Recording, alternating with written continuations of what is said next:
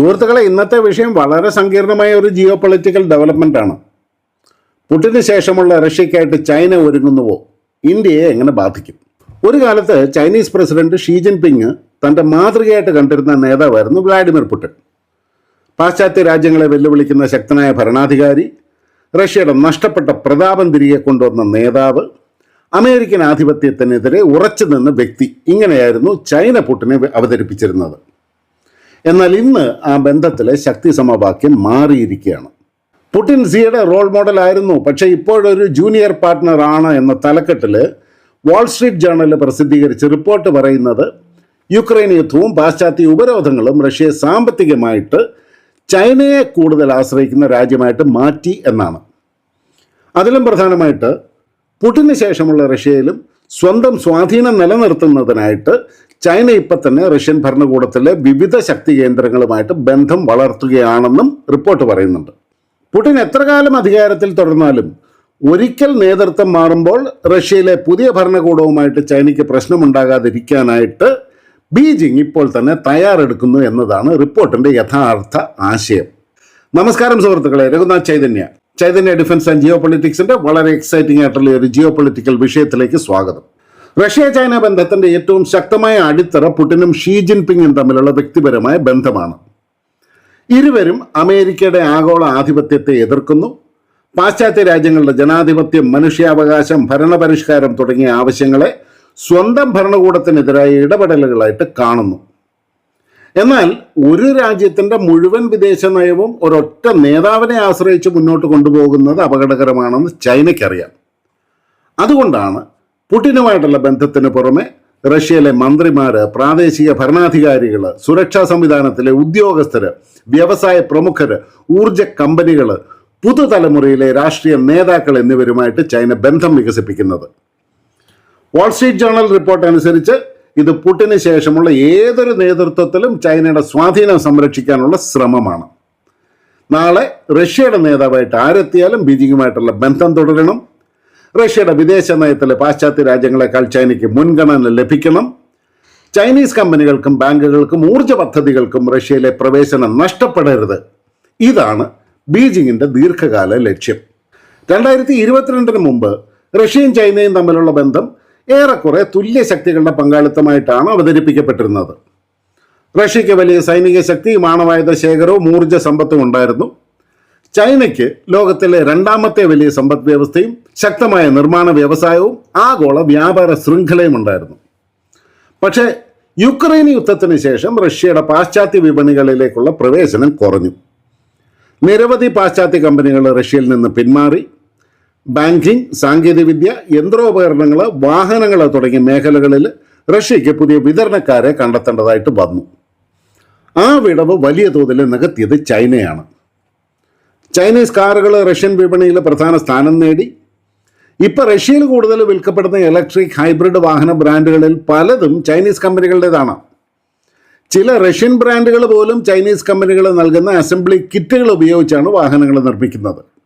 അതുപോലെ കമ്പ്യൂട്ടർ ഘടകങ്ങൾ, വ്യവസായ യന്ത്രങ്ങൾ, ഇലക്ട്രോണിക് ഉൽപ്പന്നങ്ങൾ, വാഹന സ്പെയർ പാർട്സ് തുടങ്ങിയ നിരവധി മേഖലകളിൽ ചൈനയുടെ പങ്ക് വർദ്ധിച്ചു.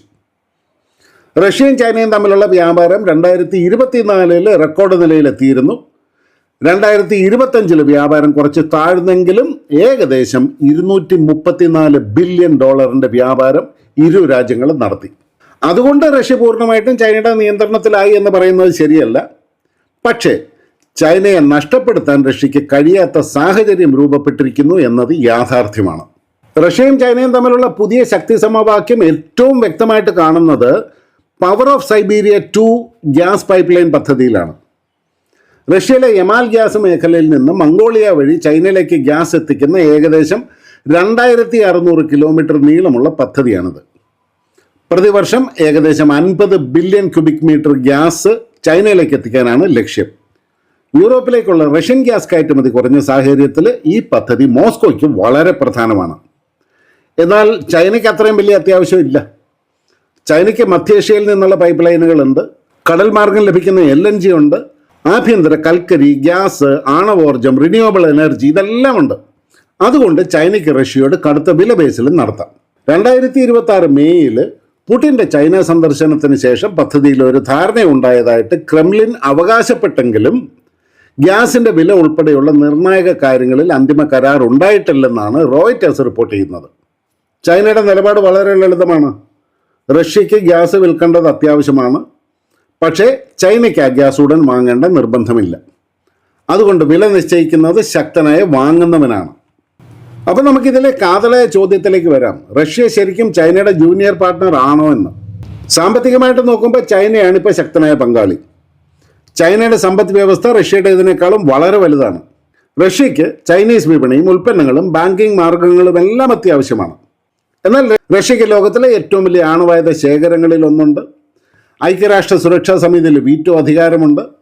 ആർട്ടിക് മേഖലയിൽ വൻ സ്വാധീനമുണ്ട്. സ്വന്തമായ മിസൈൽ, വ്യോമ പ്രതിരോധ, ആണവ, ബഹിരാകാശ, സബ്മറീൻ സാങ്കേതിക വിദ്യകളുമുണ്ട്. അതുകൊണ്ട് റഷ്യ ചൈനയുടെ ഉപഗ്രഹ രാജ്യമായിട്ട് പൂർണ്ണമായിട്ട് മാറുക എന്നുള്ളത് അത്ര എളുപ്പമല്ല. പക്ഷേ റഷ്യയുടെ സാമ്പത്തിക സ്വാതന്ത്ര്യം കുറഞ്ഞുകൊണ്ടിരിക്കുമ്പോൾ നിർണായക തീരുമാനങ്ങളിൽ ചൈനയുടെ താല്പര്യങ്ങൾ കൂടുതലായിട്ട് പരിഗണിക്കേണ്ട സാഹചര്യം ഉണ്ടായേക്കാം. ഇതാണ് ഇന്ത്യ ശ്രദ്ധിക്കേണ്ട പ്രധാന മാറ്റം. ഇന്ത്യക്ക് ഇതുകൊണ്ട് എന്താണ് അപകടം? ഒന്നാമത് റഷ്യയുടെ ചൈന അനുകൂല ചായ്വ്. ഇന്ത്യയും ചൈനയും തമ്മിലുള്ള അതിർത്തി തർക്കങ്ങളിൽ റഷ്യ ഇതുവരെ സൂക്ഷ്മമായ സമതുലിത നിലപാടാണ് സ്വീകരിച്ചിരിക്കുന്നത്. ചൈനയുമായിട്ടുള്ള ബന്ധം മോസ്കോയ്ക്ക് പ്രധാനമാണെന്നുണ്ടെങ്കിലും ഇന്ത്യയെ നഷ്ടപ്പെടുത്താനും റഷ്യ ആഗ്രഹിക്കുന്നില്ല. എന്നാൽ ഭാവിയിൽ റഷ്യയുടെ സാമ്പത്തിക ആശ്രിതത്വം ചൈനയോട് കൂടുതൽ വർദ്ധിച്ചാൽ ഇന്ത്യ ചൈന വിഷയങ്ങളിൽ മോസ്കോയുടെ നിഷ്പക്ഷത കുറയാം. റഷ്യ പരസ്യമായിട്ട് ചൈനയുടെ പക്ഷം പിടിക്കണമെന്നില്ല, പക്ഷേ ഇന്ത്യക്ക് അനുകൂലമായി ചൈനയെ എതിർക്കാനുള്ള റഷ്യയുടെ ശേഷിയും മനസ്സും കുറയും. രണ്ടാമതായിട്ട് പ്രതിരോധ സാങ്കേതിക വിദ്യ. ഇന്ത്യൻ സായുധ സേനയിലെ നിരവധി സംവിധാനങ്ങൾ റഷ്യൻ നിർമ്മിതമാണ്. സുഖോയ് 30 MKI വിമാനങ്ങൾ, T-90 ടാങ്കുകൾ, S-400 വ്യോമ പ്രതിരോധ സംവിധാനം, വിവിധ ഹെലികോപ്റ്ററുകൾ, യുദ്ധക്കപ്പലുകൾ, സബ്മറീനുകൾ, ബ്രഹ്മോസ് പങ്കാളിത്തം, ഇതെല്ലാം ഇന്ത്യ റഷ്യ പ്രതിരോധ ബന്ധത്തിൻ്റെ ഭാഗമാണ്. റഷ്യയ്ക്ക് ചൈനീസ് വിപണിയും സാമ്പത്തിക സഹായവും കൂടുതൽ ആവശ്യമായതുകൊണ്ട് ഇന്ത്യക്ക് നൽകുന്ന ചില അത്യാധുനിക സാങ്കേതിക വിദ്യകളിൽ ചൈന പരോക്ഷ സമ്മർദ്ദം ചെലുത്താനുള്ള സാധ്യത കൂടും. അതിലും വലിയ ആശങ്ക റഷ്യയുടെ ജെറ്റ് എഞ്ചിൻ, സബ്മറീൻ, മിസൈൽ മുന്നറിയിപ്പ്, വ്യോമ പ്രതിരോധം തുടങ്ങിയ സാങ്കേതിക വിദ്യകൾ ചൈനയ്ക്ക് കൂടുതൽ ലഭിക്കുമോ എന്നതാണ്. ചൈനയുടെ സൈനിക ശേഷി ഉയരുന്നത് നേരിട്ട് ഇന്ത്യയുടെ സുരക്ഷാ സമവാക്യത്തെ തന്നെ ബാധിക്കും. മൂന്നാമതായിട്ട് ഇന്ത്യക്ക് ലഭിക്കുന്ന അവസരം, അതായത് ഇന്ത്യക്ക് അപകടം മാത്രമല്ല, റഷ്യ ചൈനയെ മാത്രം ആശ്രയിക്കാൻ ആഗ്രഹിക്കുന്നില്ല. ഒരൊറ്റ വാങ്ങുന്നവനെ ആശ്രയിച്ചാൽ ഗ്യാസിൻ്റെയും എണ്ണയുടെയും വില ചൈന തീരുമാനിക്കും. റഷ്യയുടെ രാഷ്ട്രീയ സ്വാതന്ത്ര്യവും കുറയും. അതുകൊണ്ട് ഇന്ത്യ എന്ന വലിയ ഊർജ്ജ വിപണിയും പ്രതിരോധ പങ്കാളിയും റഷ്യയ്ക്ക് ആവശ്യമാണ്.